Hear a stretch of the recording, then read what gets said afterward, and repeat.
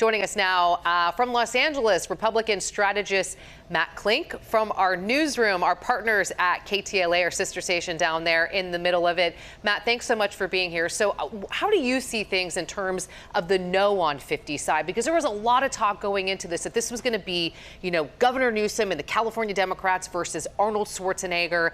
And also Kevin McCarthy, he pledged to raise $100 million, and that just didn't come to fruition.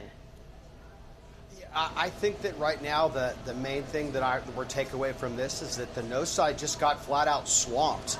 Gavin Newsom and his team ran a fantastic campaign. They nationalized this election. They made it about California versus Donald Trump. And with Donald Trump having a whopping 27% popularity rating in the state, even if you like the Independent Citizen Redistricting Commission, you don't like Donald Trump even more. So that's the reason why people were going to vote yes on 50. And all I saw on TV and in the mailbox was yes on 50 stuff for the last month of this campaign.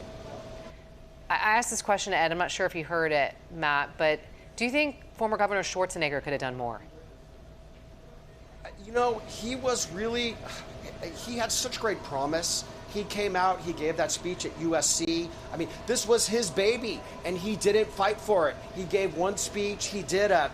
I'll be generous, he did a very tepid ad opposing Prop 50, but he never got out there and engaged people. And I think that if he had made his arguments, he would have at least made it a lot closer than it was. I think the odds were always stacked against the No on 50 campaign, but the governor didn't fight for it. And I think once that happened, the money dried up, and they're going to get swamped tonight, is my guess. Okay, so two final questions for you. One being, looking at the landscape here in the state of California, and as you're predicting that, this is going to be a landslide win for the yes side, do you think that this is, it's over for these Republicans, these 5 Republicans that are being targeted? Well, there's a reason that they play the game, Nikki, and I think that, they will still run these elections. The Republicans are going to have to run great campaigns.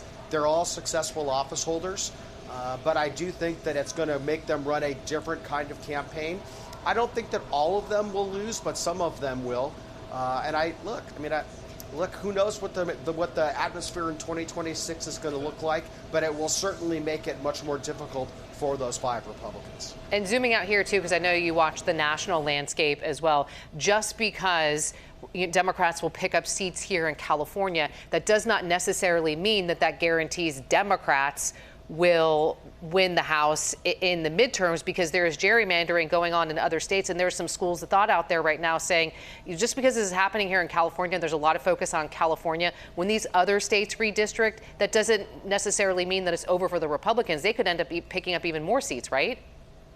Absolutely. I think that for the Democrats, they've already heavily gerrymandered a number of states where, like, for example, I'm looking down in Illinois, Republicans get 44% of the votes. They have 3 of 17 House seats. In Massachusetts, Republicans get 36% of the vote. They have no members of Congress. So this is going to be a race to the bottom, and I think that you'll see red states redistrict to get more red members of Congress, blue states get more blue. Ultimately, the Republicans they could pick up as many as 19 seats out of this. So be careful what you wish for, you just may get it.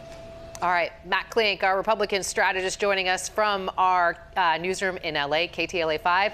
We know it's a busy night for you. You're doing double duty. You're joining our friends down at KTLA. You're in the heart of it in their newsroom and chatting with us here in Sacramento. So we appreciate it, Matt. We'll talk to you at 6:30. You got it. Thanks a lot.